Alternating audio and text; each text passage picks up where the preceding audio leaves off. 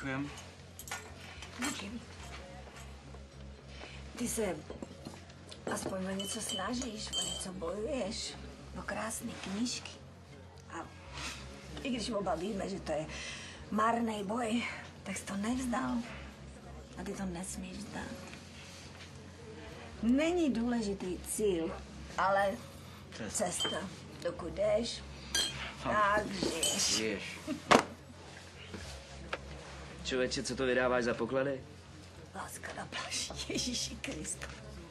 Náhodou je docela sexy. Akorát nevím teda, proč to skáváš pod dekou. Kdybys to normálně prodával, jenom to nepřevážel, tak by to šlo na dračku. Aha.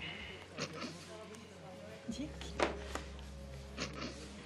Čeho se na nás dopustili druzí, s tím už se nějak vyrovnáme. A horší je to s tím, čeho jsme se na sobě dopustili sami. No, tak tohle ti vydrželo dlouho. Aspoň bojuju, paní profesorko.